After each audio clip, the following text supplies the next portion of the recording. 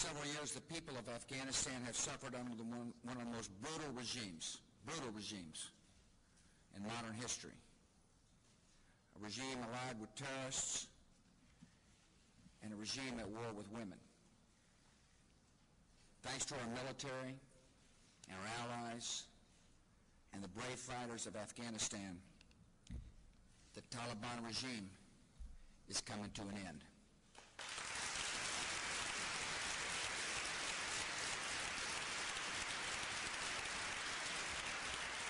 Yet our responsibilities to the people of Afghanistan have not ended. We work for a new era of human rights and human dignity in that country. The agreement reached in Bonn last week means that in 10 days, the international community will have a new partner, an interim government of a new Afghanistan.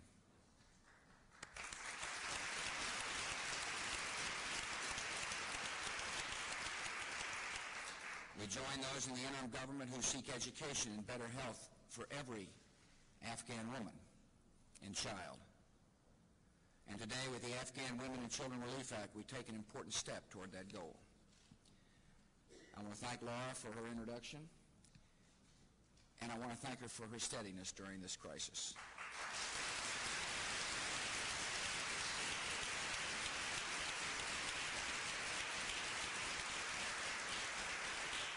I want to thank Farida for her courage.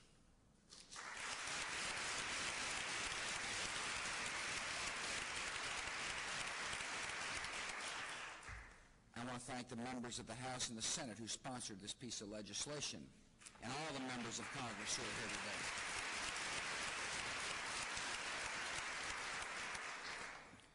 I want to thank Seema Wali, who's the President and CEO of Refugees, Women, and Development, a key advocate for women's rights at the Conference of Bonn negotiations last week.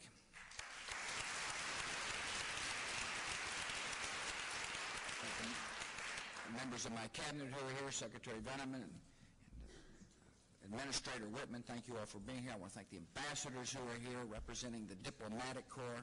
Thank you all for coming. And I also want to thank Billie Holiday for opening up this beautiful museum for all of us to come and celebrate this important piece of legislation.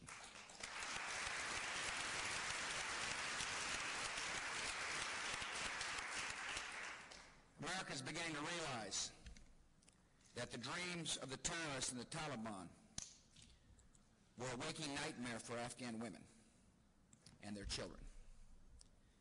The Taliban murdered teenagers for laughing in the presence of soldiers. They jailed children as young as 10 years old and tortured them for supposed crimes of their parents. Afghan women were banned from speaking or laughing loudly. They were banned from riding bicycles or attending school. They were denied basic health care and were killed on suspicion of adultery. One news magazine reports it's hard to find a woman in Kabul who does not remember a beating at the hands of the Taliban. In Afghanistan, America not only fights for our security, but we fight for the values we hold dear. We strongly reject the Taliban way. We strongly reject their brutality toward women and children.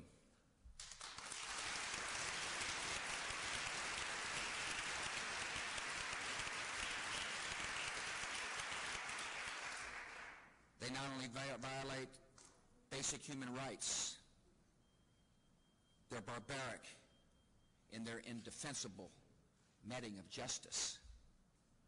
It's wrong. Their attitude is wrong for any culture. Their attitude is wrong for any religion. You know, life in Afghanistan wasn't always this way. Before the Taliban came, women played an incredibly important part of that society. 70% of the nation's teachers were women. Half of the government workers in Afghanistan were women. And 40% of the doctors in the capital of Kabul were women. The Taliban destroyed that progress. And in the process, they offered us a clear image of the world they and the terrorists would like to impose on the rest of us. The central goal of the terrorists is the brutal oppression of women, and not only the women of Afghanistan. The terrorists who help rule Afghanistan are found in dozens of countries around the world. And that is the reason this great nation, with our friends and allies, will not rest until we bring them all to justice.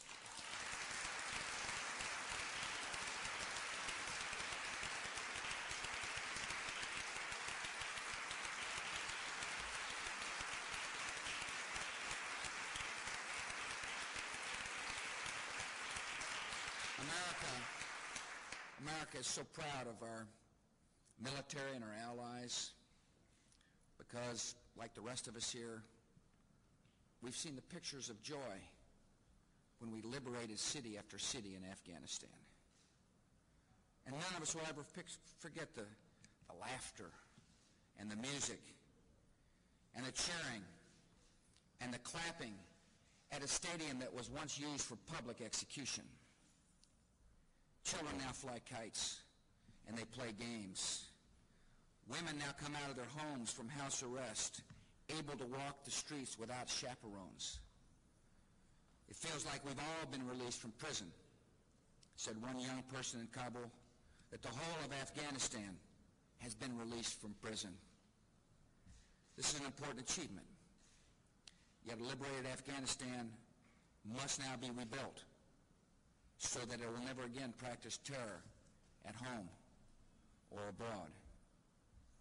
This work begins by ensuring the essential rights of all Afghans.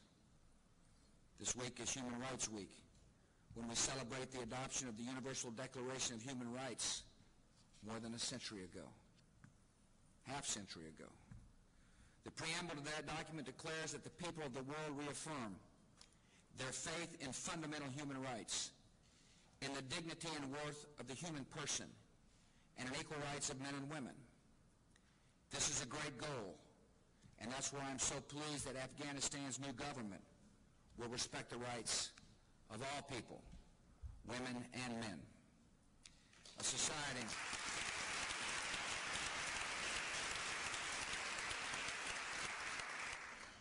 America and our allies will do our part in the rebuilding of Afghanistan.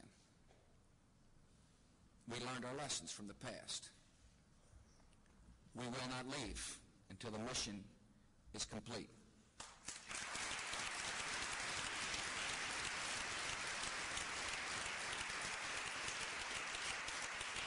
We will work with international institutions on long-term development, on the long-term development of Afghanistan. We'll provide immediate humanitarian assistance to the people of Afghanistan. After years of civil war and misrule by the Taliban, this is going to be an incredibly difficult winter in Afghanistan. We're doing what we can to help alleviate the suffering. In the month of November, the United Nations World Food Program, with our strong support, provided enough supplies to feed 4.3 million Afghans. And the Defense Department will continue to make sure that food is delivered in remote regions of that impoverished, poor, starving country. The bill I signed today extends and strengthens our efforts. The Afghan Women and Children Relief Act commits the United States to providing education and medical assistance to Afghan women and children and to Afghan refugees in surrounding countries. The overwhelming support for this legislation sends a clear message. As we drive out the Taliban and the terrorists, we're determined to lift up the people of Afghanistan. The women and children of Afghanistan have suffered enough. This great nation will work hard to bring them hope and help. To the bill sponsors, thank you from the bottom of our hearts. You show the true compassion of this great land. May God bless the women and children of Afghanistan.